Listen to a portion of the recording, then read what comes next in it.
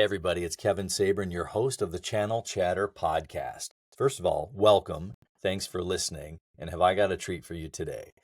I am interviewing one of the most influential people in the world of sales, in the world of professional selling.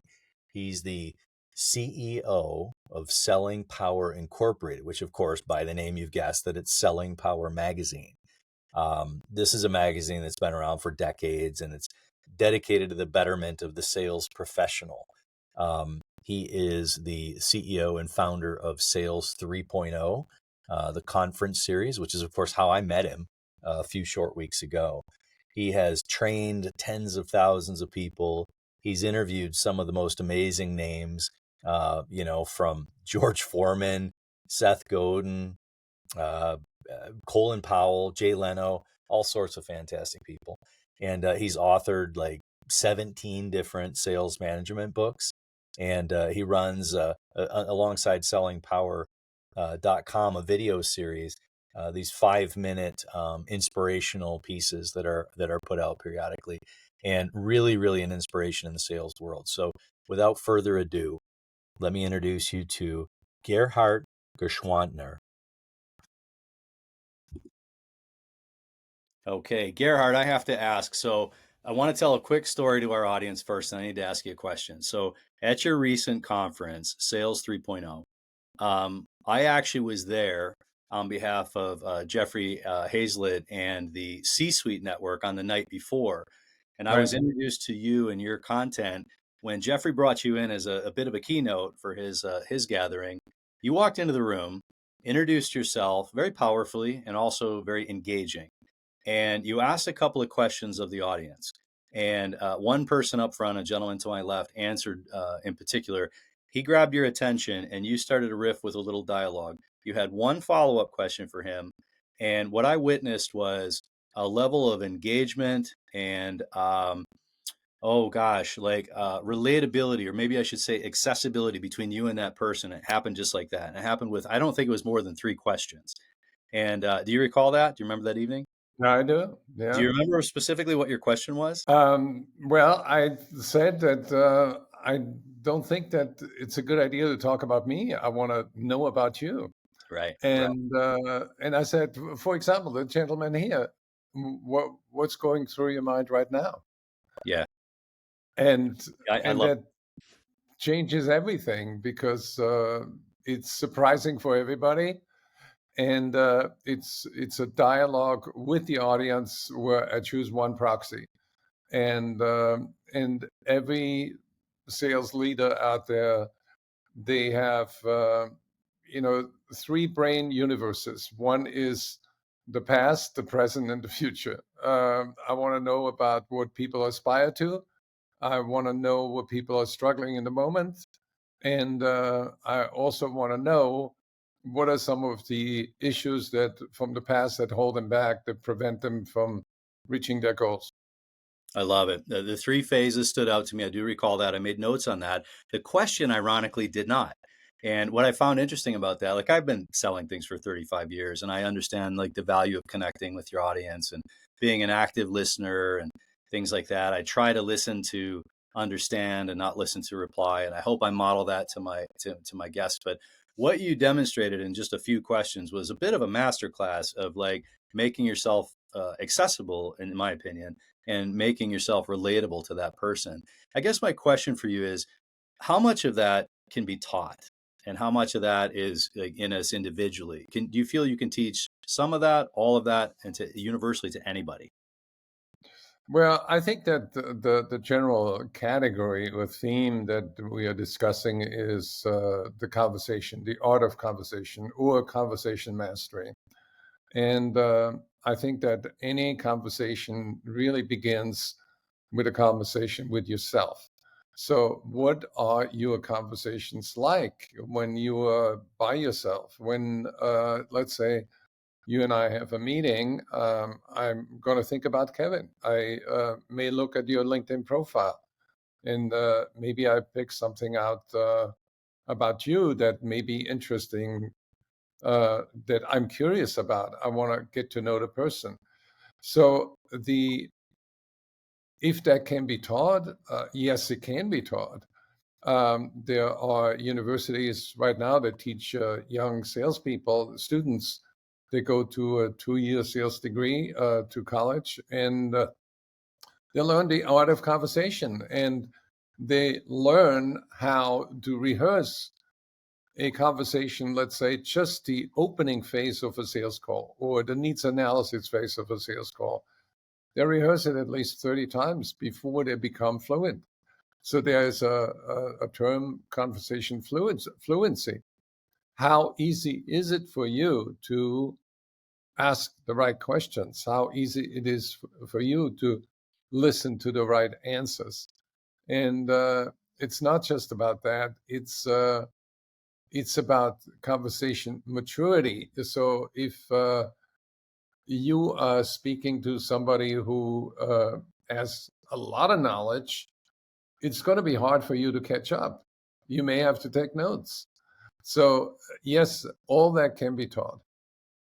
I love that. Fluency, conversation fluency. I'm going to have to pin that and come back and revisit that because it seems I'm fortunate in some ways that feels organic and natural to me, and yet I can see where it can always be improved. I'd have to say, in my younger days, I had a resistance to the label salesperson, and I'm sure you hear this. Yeah. This notion of, oh, well, you're just a salesperson and you're selling me something, and some of that felt initially, especially in my youth, it felt kind of icky. This notion that the general public has some feeling of manipulation involved, as opposed to, separating malintent away from it. Like, I have a product or I have a service. I'm a human. I'm here to engage. Like, what would you tell a young person entering into the professional space of sales? What are some early ideas or ideology that one could attach to like not carry unnecessary baggage around that? Well, I think you got to be clear about the why you're doing what you're doing. And the bigger the why, the bigger the try, the easier the how. So if you approach the why from the perspective where I'm a salesperson and my goal is to find the money in the customer's pocket and get as much out of it as I can. That is one mindset. Mm-hmm. And another mindset is, this is a job for me and I'm transitioning and I want to eventually start my own business. That's a different mindset. In those first two examples are examples of non-professional identities. They are really faking the salesperson. And that's not a good way to operate. It's not very successful either. But if you're a true professional, you want to have a mindset that you are a helper and not somebody who co-creates the sale with the customer. So the why is the biggest ingredient. If you're not clear about the why, you are fumbling the try. I love that. First time I really heard that articulated clearly, or Simon Sinek has a great why. I'm sure you've probably heard it. I like the way Yeah, he describes it as like a single core belief, and really, yeah. getting that nailed down for yourself. May I ask, what got you started? Like, what's your core belief that makes this enterprise your why? Well, I grew up in Austria, and I remember sitting in a coffee house, and there was a guy next to us. We were all students, and this guy engaged us in a conversation. And I asked him, "What do you do?" And he says, "I'm a salesman." And I said, and I have to preface that by saying I was in acting school as well. So I thought this guy is putting on an act and a show, and it's intriguing. And I said, "How do you sell?" And he says, "Well, I have a methodology. I let the customer do the walking." And I said, "What does that mean?" He says, "I get people in a room and I sell the audience." And I said, "What are you selling?" And he says, "Washers and dryers." and, and I thought, how is that possible? People buy washers and dryers in the store. And he says, "No, I have a special brand and I rent a hotel room and I send out invitations, and I get about 20 or 30 housewives usually, and do a demonstration and show them how they can save money, how they can keep the house clean, how they can make their husbands happy, and I sell a ton more than anybody in the store. And I thought it was an intriguing, way of selling. And and what also impressed me, he had a wad of cash in his pocket, and he should, this is what I made today. Wow. And I thought that was really impressive because he was a master at his craft. He was professional. He was smooth. He was persuasive. He had all kinds of, you know, qualities that were, maybe a little bit flashy, but very impressive. I was spellbound, or we were spellbound by what he has done.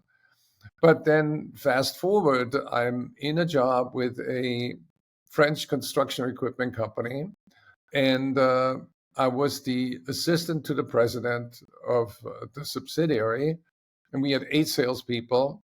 And my job was to sort of be the liaison between the factory that was in Paris and the salespeople, to give them the information that they need in order to sell. And it was expensive equipment. So, and I was fluent in French, and the salespeople were not. So I traveled with salespeople to Paris to show customers, they invited customers as well, what the factory looked like, and did product demonstration on proving grounds. And we had a closing percentage that was insane. It was over 60% of, but we also wined and dined them in Paris. And I thought that was the funnest job to be a salesperson. And I ask the salespeople, what are the skills that you're using? How do you, so I was curious, and I picked it up very, very quickly and helped them sell, and did more of what worked and less of what didn't work. And then created a sales manual for them, and I was helping them. And it was really very rewarding for me because I was able to talk to salespeople all over Europe and talk to the top people, and then transfer their know-how to my team in Austria. And then that sort of spawned my love for sales training and helping people develop, because and I was curious about, what component of success is motivation, and what component of success is a professional competence, product knowledge. And then I realized it was really a combination of knowledge, skills, and motivation. And you need all three. And so I developed more material so to round out the education of salespeople. And then I got transferred to the headquarters in Paris, and we developed sales training kits in 4 languages to deliver to 41 different countries in the world. And we had 1,600 salespeople. And I never thought that selling, from the perspective that you describe, has a bad reputation, because all the salespeople that I was dealing with, they were either engineers or they were highly educated, but they needed more professional polish. And it was easy to teach him those skills, but also then I opened my mind to the motivational part, and developed some material where I talked about the peak performance mindset. How do salespeople stand in their own way of success? And I did help them identify those roadblocks and think differently. I love that. So you saw a huge cross section of sales talent across a number of different countries. That's a view that not a lot of people get in the younger part of their career. Yeah. Many of us grew up kind of next to a half a dozen people kind of like us, schlepping whatever product that there was along the way. And of course, the indoctrination of features and benefits is so prolific that my mousetrap is a little better than this other mousetrap. And it gets very, you know, fixated on the widget and the gadget and less so on the people. And I can't say that I grew up with a lot of experience, support, or focus on communication. That I just sort of had that in me, but it wasn't sort of encouraged or required really as part of the job. I guess if you had to demonstrate some kind of talent or aptitude, of course, but so much of the conversation becomes around the features and benefits that it gets a little intense, a little focused, right? Right. So I love that. I And love that view for you. yeah, and also I had exposure to distributor organizations. In some countries we worked through dealers, and you didn't get enough attention the attention that you wanted on our product because they represented like six other different lines and they had different priorities, and training them was much more difficult because they could not absorb everything. They needed to know, eight different product lines. Right. And we had direct salespeople where we had a lot more influence, and they appreciated the training a lot more. But also there is the cultural element, because I'm fluent in French, German, and English. So I realized when we uh, talked about the product in Germany, it was more an engineering conversation where people focus more on the process and not on the relationship. In France, it was more on the relationship. You wine and dine customers, and have a huge expense account, and lavish dinners with wine tasting and stuff like that to cement the relationship. And also, French think more intuitively and diagonally, and then the American sales organizations that I worked with for the same company, they're all ROI focused, where they say, I don't care about the technical details of the machine. I wanted to know by the end of the day, how many yards did this machine move and how much does it cost me per hour? Right. So I bet it's a bit of a Venn diagram. You take a little German philosophy and stylistic, and you take a little French, and you take a little US, and they're all Right. important, probably ROI, relationship, engineering, and technical specs. But like how you apply that unique cluster, it probably has everything to do with the client and little to do and your own preparation, right? So if I can Yeah. show up my technical chops and I have the capacity to engage like in a relationship setting and all the time I'm kind of ROI focused. And maybe that's the trilogy, and I kind of work with those three pieces to adjust my recipe. Maybe every time I engage somebody new, Yeah. makes And sense. and I think the really important part is for manufacturers and distributors to understand that things are done differently in every country. And For example, Americans are great with marketing. Europeans can be really great with product. So the company had a superior product. I mean, it was dominating in the market. It was better than Caterpillar in this category, Wow. and the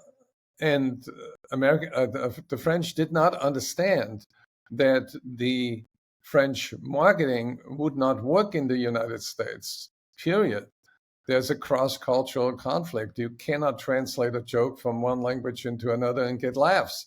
It's the same with marketing. You cannot translate your marketing material into English and hope it works. Or the converse is true. If you're in the United States and you want to sell in France or in Germany or in Norway, you need to translate the marketing message into something that resonates with the local country and not just do translations. Boy, that brings up a story. I was with the Toro company for a number of years, and one of my clients was Walt Disney World, and it was around the time, it was shortly thereafter they opened the park in Paris, as I recall, and trying to apply like sort of a U.S. business model in the French culture. And like I remember the things about what we can't have wine at Magic Kingdom, and we have to stand in a line. Like these two things don't compute; they're incongruent to the way like Right. our culture moves. So I remember talking to some executives at Disney down in the Orlando offices, and they were talking about these experiences, and they were pretty fresh pain points. And I learned a ton of things from them about all the right intentions. Even one of the like maybe one of the world's best models applied in the wrong context was a bit of a misfire, and they had to Yes. adjust that. And I don't remember what the resolution was, but I'm guessing there's no Yeah. cues and there's probably wine being served in the lines now. I don't remember, but I'm sure that's the case.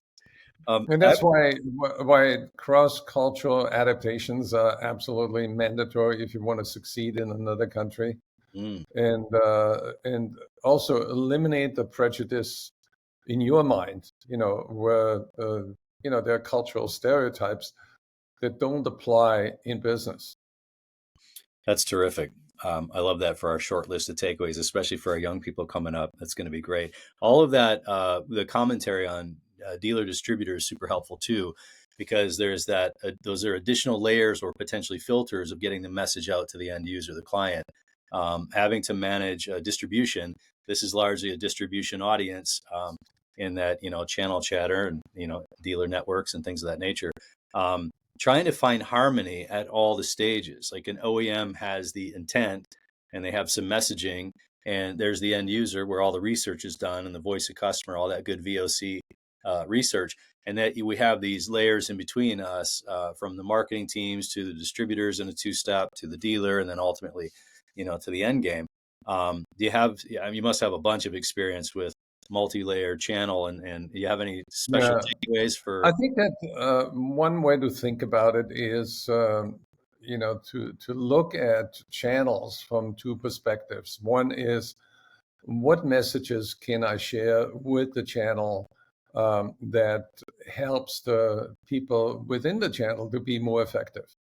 But the second part is even more important. What ideas can we collect from the people on the front lines in the channel that can filter back to not only the manufacturer, but also the marketing people? And everybody wants good success stories. So what we have done we have looked at the channel in this multinational company where we wanted to have success stories of how the equipment was performing in different countries.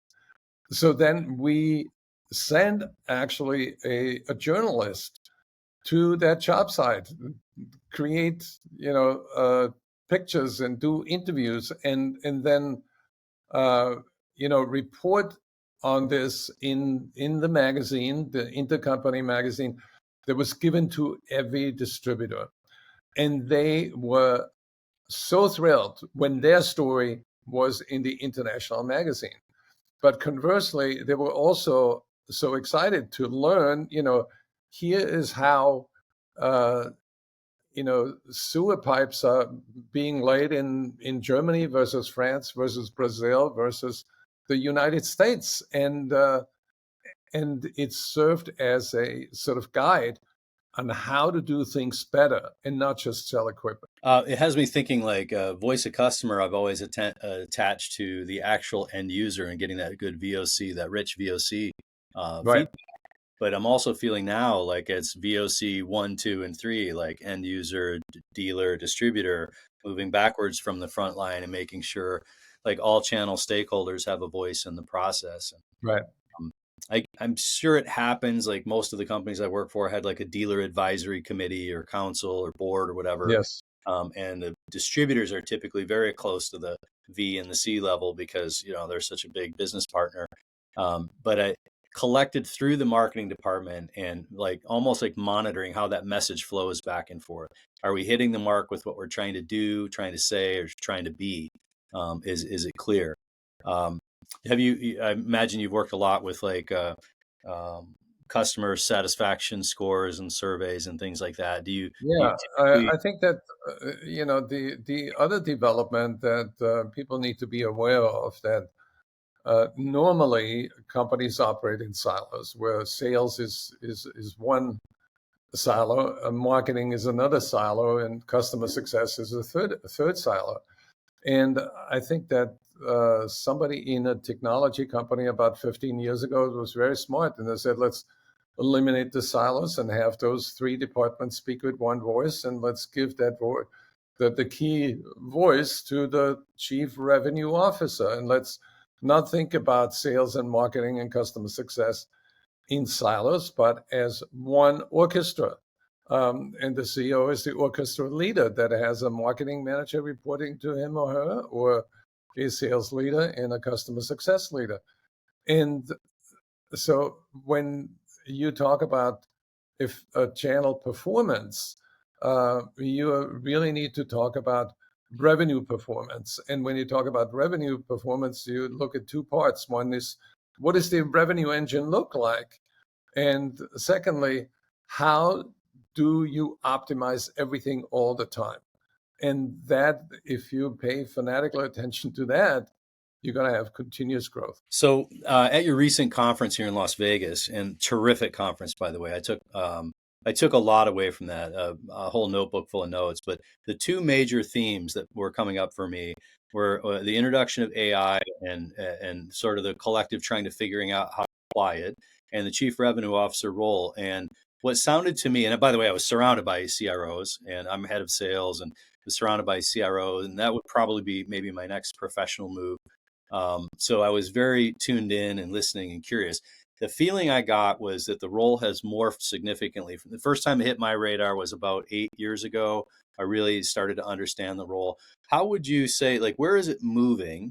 Am I correct in that intuition? Has it moved recently, and how is it moving? Oh yeah, it's accelerating. 15 years ago there was no CEO, and today there are 15,000 CEOs on LinkedIn, and that role is going to grow. And it's not going to be just technology companies that have a CEO, but manufacturing companies will have a CEO. And the role of the chief marketing officer in a B2B setting is going to be less and less because the CEO is going to take over. That makes sense. I was picking up on that as well, and I met such a great source. I can't wait to go to the next one and learn from more people. I think the standard there, the gold standard, that was kind of being able to talk to a room full of CROs and learn how they're applying, what metrics they're focused on, what goals are being measured by. That was really helpful and informative for me, and I would encourage anybody that has the opportunity and is of that sort of level to definitely roll up your sleeves and dig in, because that was super worthwhile. I want to ask Our you. next event is in Dallas on June 17th and 18th at the Fairmont in 2025. And anybody who listens to this, check it out. Go to sellingpower.com, read up on what we are doing with conferences online and live. Absolutely. I have, I think, connected to everything that I can follow. So I'm going to drink from the proverbial fire hose here, and I'll definitely be at that in 25. I really look forward to that. I want to ask you about AI too. So I have a general familiarity, and I would say that what I took away from the conference was McKinsey folks really impressed me with that piece that they did about the camel hump, talking about there's going to be this huge inundation of apps and widgets and gadgets, and this attempt, the goal, it's going to be very prolific. The use of AI will be very prolific, but some of that isn't necessarily going to work ideally, and there's this drop off in the camel hump. And then they predicted a spike in the second hump, and I'm not sure exactly where we're at, but it sounded like we were climbing in that first hump right now. So in other words, buyer beware. Make sure you find a way to use it that makes sense to you, and so on and so forth. But then get ready for a little adjusting period and then go for the ride. I'm oversimplifying what a bunch of brilliant people said, but I'd love to hear your thoughts on AI and how people could maybe use it practically in our world today. I think it's an excellent question. I love AI technology. I love ChatGPT because it becomes to me like I use it every day, at least an hour. And I'm writing a book right now, and it helps with research tremendously. Yeah. It is there are two ways to think about AI. One is, how can I eliminate all those trivial time wasting tasks that I spend a lot of time on, and delegate that to AI, and have AI help me craft a better email, have AI craft a summary of a sales conversation. How can AI, transform an interview like what we are doing now into a blog post in seconds? How can I take an idea like I need something very quick for salespeople because there are problems with customer objections. Let's say I want a 2.5 minute video on how to ask better questions and handle price objections. And within the push of a button with nvideo.io, you can have a 2.5 minute video, maybe 5 minutes. It's unreal. I can use ChatGPT and say, I want all the data on Kevin's company. What are the opportunities, the threats, the problems that they're facing? What are their competitors? Rank all those companies in that category from 1 to 10, and what does Kevin's company rank? And it's an infinite. I mean, it's so helpful. And people have not captured that power yet. Only about a third of salespeople are using ChatGPT on a regular basis. 2/3 don't even experimenting with it. When it comes to sales leaders and revenue enablement leaders, a lot of them already have embraced AI. For example, there are 32 companies that offer AI-based sales coaching solutions where salespeople can rehearse calls with a bot and get a score after their virtual role play. And so it's going to revolutionize learning. It's going to revolutionize sales and marketing the way we know it. And there are a lot more things, on the horizon that will blow your mind. We have an AI for Sales conference on September 25th and 26th. And we have one presenter where Amanda Kalo, she was in Vegas, and she showed her virtual agent. So I predict that within 3 years, a BDR, business development rep, that function will disappear. It will be done by AI. And I think that we're gonna see digital twins, our own proxies, where we not only have like a Siri-like tool where we give voice commands and get answers, but where that AI proxy will tell us what to watch for. They will keep score on our conversations. They will keep score on what we do, how much exercise. It's going to be amazing. Where you wear maybe something around your neck, and it records every conversation. At the end of the day, it gives you a summary of what the good things that happen, what the bad things that happen, what the things that you want to be grateful for as you go to bed, and put your day to rest with an AI summary of your day. How is that? That's amazing. So we do some lead scoring, and I understand the power of lead scoring from, just where do I start my day tomorrow? Which leads are bubbling to the surface? If I had to stack rank or prioritize my time, where do I apply that bandwidth? You're taking me to a future state that wasn't in my vision yet. And I really respect you're really in the catbird seat here. You get to see all the cool stuff coming along, and you get to hear from the really smart people that are on the cutting edge. I Yeah, could see. there are already AI therapists, that help people with weight loss or with anxiety or depression. Some of it is maybe hokey, but some of it is really truly amazing. So I guess if people find value in it, right? Yeah. That's amazing. So mine has been a little more rudimentary. It's writing simple things and working, the grinding the tasks of quick reports or emails and things of that nature. But I recognize there's a larger component to it. So I'm very curious. That's Yeah, obviously. I give you an example. After Vegas, I looked at some of the presentation and I thought, there is so much content, and even though you were there and took a lot of notes, you probably missed 60% of what was discussed.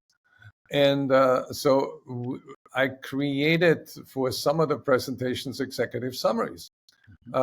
meaning it's a 4-page PDF with an introduction of the speaker, the topic, a video of the entire presentation, and then a 12-point summary of the highlights and with the action steps that you can take, and the link to their LinkedIn profile or how to get in touch with the speaker. And now we are developing what I call the Masterclass, which is where we get the speaker into a Zoom call with 20 other sales and revenue leaders, and we talk about the topic. We show a quick video clip, open it for Q&A, and then we send everybody to breakout rooms to discuss, have peer-to-peer conversations to discuss those ideas and create new ones, feed it back to the larger group, and have everybody walk away with tons of new ideas on how to make progress and accelerate revenues. What a terrific idea. I love that. I have a question about your business. So you have so many things, you know, from training 10,000 plus people, and, you know, you've got the daily video series and the selling Power magazine, digital online product, and the conferences. How do you describe your business? I mean, I don't know if I'm looking for an elevator speech, but maybe, but how do you describe what it is that you do to your audience? Well, we at the core, we help elevate the sales profession, and we help sales leaders create a more effective sales organization. And we do that with videos. We have an online magazine. We have live events. We have virtual events. We have webinars. We do videos. So we constantly stream in different channels things that will help you elevate the profession of selling in your company and help salespeople do better. Makes sense. That certainly tracks. So I'm a fan of the Strength Finders book. It's been a Strength Finder, I guess it is. The book was given to me years and years ago. I think it was the executive VP at the Toro company at the time, and I read it, and it gave me some relief in the sense that this notion of well-roundedness might be a little over-indexed. That, you know, we're all going to be, you know, ideally great at everything, and more practical maybe is that we have this unique constellation of attributes that we own ourselves. And when we can line those attributes up, we can crush it. And then the secondary goal would be to make sure that we have our backsides mitigated, so there's no potential pitfalls for the things that we're not like great at, right? And mine are, you know, around communication, ideation, relator input, strategy, stuff like that. In my perfect bubble, I'm utilizing those skills. And then I have backstops for the things that I'm not doing as good at. So I kind of have two questions for you around that. Do you have was there like a pivotal book or philosophy in your background that kind of freed you or sent you on a direction that helped you a lot? That's part one. And part two is, how about AI and those backstops? So is AI going to help me out with my blind spots when I'm not looking at, you know, the things I need to be? You have any thoughts on that? Well, I want to share something with you that will give you a different way to think about yourself and your life and your ideas and your productivity and everything. I sort of came up with, since I was in the amateur theater, I thought that it would be a good idea to look at the theater in your mind. Mm-hmm. And NIH says that we experience about 60,000 thoughts a day, and 80% of them are negative. So I thought, well, that's a little bit too simple, because the mind is a very complex thing. So I thought there are 3 levels in the mind: the ground level, the basement level, and the upper level. So on the ground level theater, there are plays like, you know, juggling work and family. There are plays like relationships. There are plays like finance and performance. And, you know, we have, like, on the ground level, a multiplex theater where we juggle a lot of things. Mm-hmm. And a lot of people are not aware of what they are doing or why they are doing it. And And then there's the upstairs theater, which is aspirational, which is the fantasies and dreams that people have, what they want for themselves, what their future is going to look like, what they want to be, and also goals are up there. In that theater of your mind, in terms of envisioning success and greater performance, it's not always playing. It's often neglected, and people need to pay attention to that. Right. But then there is, below the ground level downstairs, there's a theater of the past. Those are all the unresolved conflicts, and the playbills may be the dark shadows of the past if somebody has experienced some trauma. That's where fears originate in the upstairs theater. All of a sudden something looks like what's playing downstairs, the two connect and people freeze. And there is no difference between a salesperson who is a professional, a top salesperson, and has a negative influence, a wave of memories that flood them while they're with a customer, and they freeze, or they say stupid things, or make mistakes, or have a brain freeze, and lose the sale. So to me, the challenge is to become aware of what is playing in each one of those three theater levels, and then think about, how can I do better? How can I improve? How can I let go of the past and water the flowers and stop watering the weeds? Wow, I love that. I mean, how many times have you met somebody who had a sales opportunity? I think of it a little like, I like your the layers, and it reminds me of like Maslow's hierarchy of needs and this whole notion of self-actualization, and then people are worried about like air, water, food, and I've noticed a person like recently out of work trying to replace that old job with a new job.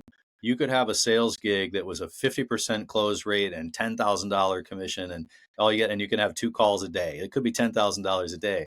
But if they're in that survival mode where they're trying to do mentally is replace the old job with the new job, they can't see like the forest for the trees. I've been there myself before, and I know how a struggle that can be, because you're attached to the old story and it's got such a grip on you that this thing right in front of you isn't taking shape yet. And I always think about it like, I can't fathom the next level up until I've satisfied my base needs at this level. It just takes me back to like high school, like psychology and the Maslow and the hierarchy. But I totally get it. So, clean house in the layers that are holding you back. Like clean house, do the housekeeping, do the work. I start each day with meditation. It's not everybody's thing or modality, but I do, and it really helps me. And my preference is kind of a graceful start to the day. There's plenty of things that are ballistic and abrupt throughout my day, but I like a graceful start, easy ramp up. And I notice that if I'm bringing energy in from the previous day, and it's like negative-ish energy, I yeah, some people can fake it till they make it and shoot really high and talk themselves out of that by dreaming big. I tend to go one or two rungs up the ladder and imagine or remember successes or capabilities that pull me out of that, right? If I have a visual on that, I start spiraling upward and I take myself back to a positive place. Even if I like, oh shoot, I forgot to do that, or wake up remembering that something I tried yesterday failed. I just remember I have all the chops to make it happen. I've got all the skills to do it. I've done it plenty of times. I'll do it again, or whatever. And as soon as I start spiraling upward as soon as I have that visual or that lock, and I Yeah. kind of give myself permission to succeed. I remember interviewing Wayne Dyer, and he says, you're the sum total of all the decisions that you have ever made. So now the big question is, how do you make decisions? And decisions are all the product of thoughts and feelings you had in the past.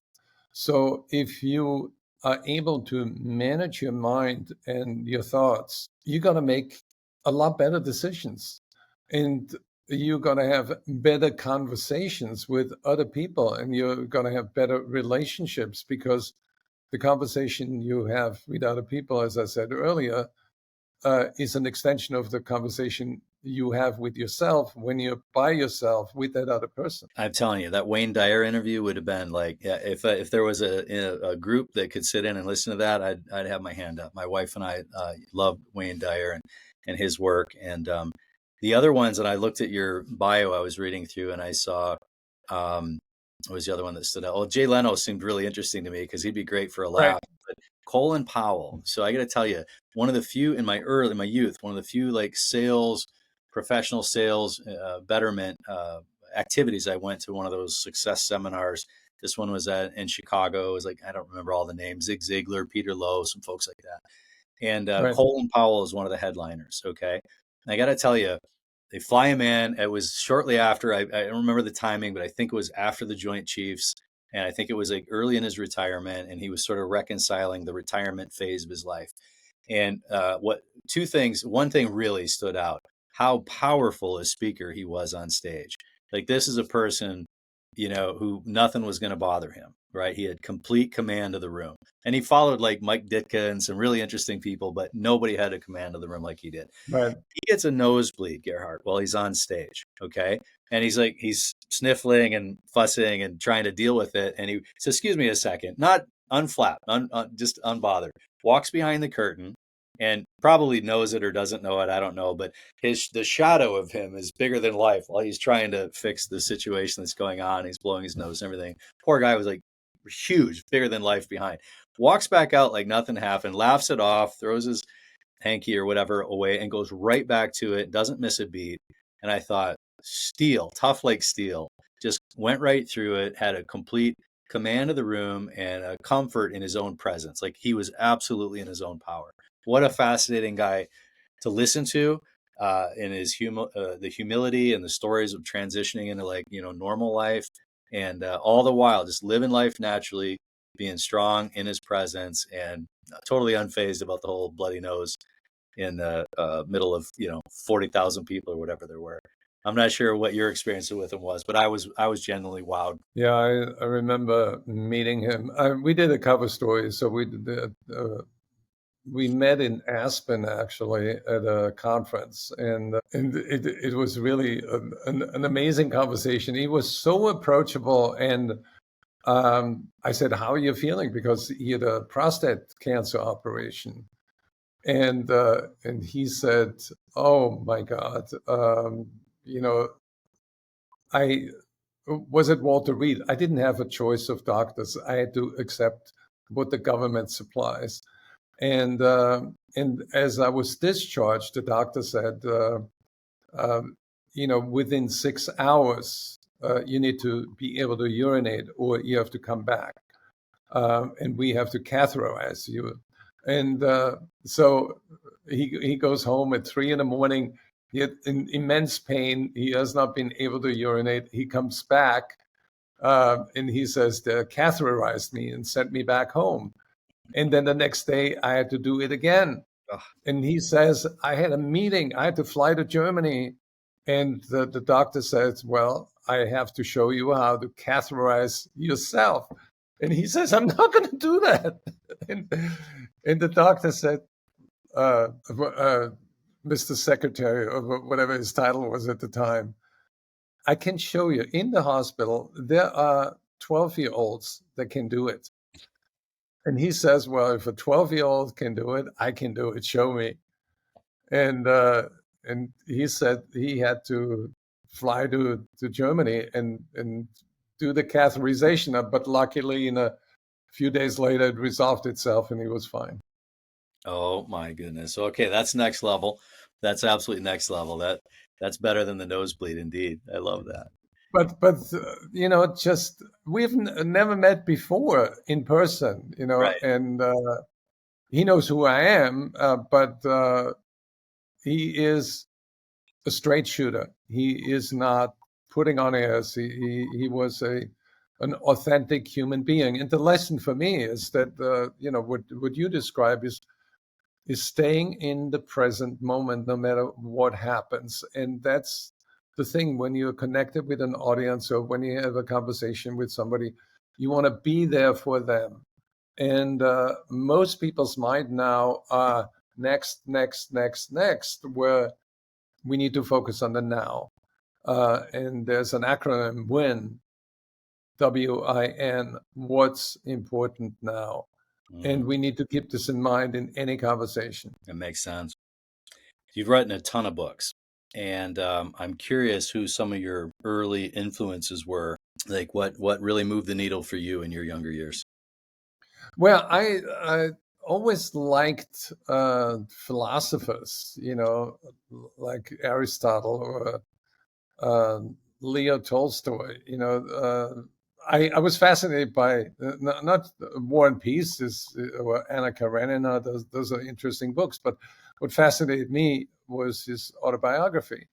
And here's the thing that he is a philosopher and writer, an amazing brain power. And he struggled with a lot of those things that he was saying. He talked about values and communicated his struggle in living up to those values. Mm. And, the history was not very kind to him when they discovered his infidelity, the way he treated his wife. And so he failed in many, many ways. And to me, the lesson that I extracted is that we all fail forward. And there is even some, there's a guy, an expert that I interviewed in neuroplasticity. And he said, studies show that the brain responds with a lot of massive chemicals when you have a failure experience. And it gives you the extra juice you need to solve the problem. And what is happening when they have learning simulations, where there are a lot of difficulties, that people get better and learn faster when those chemicals are operating, because they get into a flow state where the brain is more creative and can solve almost impossible problems. And that, to me, is something that AI is going to create for you in the future, where you have a higher performing brain. So stay stay in the present and reconcile, the baggage that you're bringing to the room, thinking about some of these nuggets I'm going to take away, and failing forward. A friend, another author friend of mine, John Strzelecki, writes about, he calls it the escalating sine curve. And he said, if like tomorrow's lows, like a stock ticker, tomorrow's lows or can be higher than yesterday's highs. You know what I mean? We're always going to have this sort of movement, like a stock ticker, but let's skew, let's create an upward trajectory. Maybe fail forward and fail upward, ideally. Take care of our baggage and stay in the moment, relate to people, and pave the way. You've given me some amazing insight, and I really appreciate it. And for our audience as well, Gerhard, you've been very generous with your time. Is there anything else you'd like to share with us, or anything, any nuggets for the failing forward and failing upward? Well, I think one of the most important things that we haven't talked about is that life is not about making money, it's creating meaning. And you want to be clear about the meaning of your life. And you are really the architect and the builder of your life. And you can design your life. And you want to make it meaningful.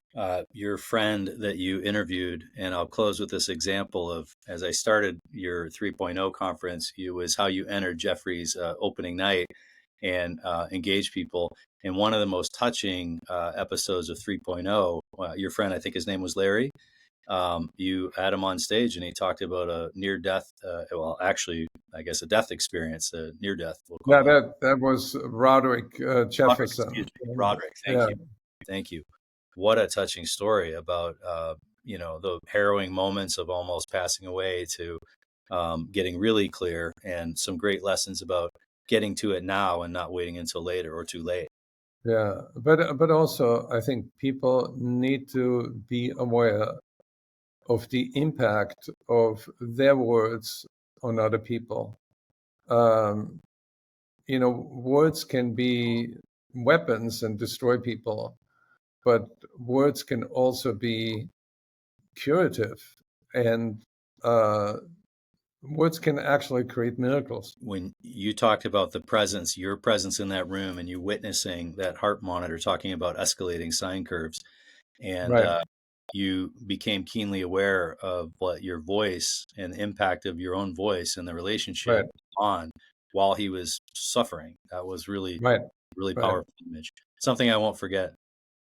Thank you. Thank you. Thank you on behalf of myself and the audience listening for all these gems and pearls. Really, really Well, appreciate it. It's been great. likewise, and you ask really great questions, and reminds me of the Werner Heisenberg quote, the physicist, and he said that nature does not reveal its secrets; it only responds to our method of questioning. That's fantastic. Thank you so much.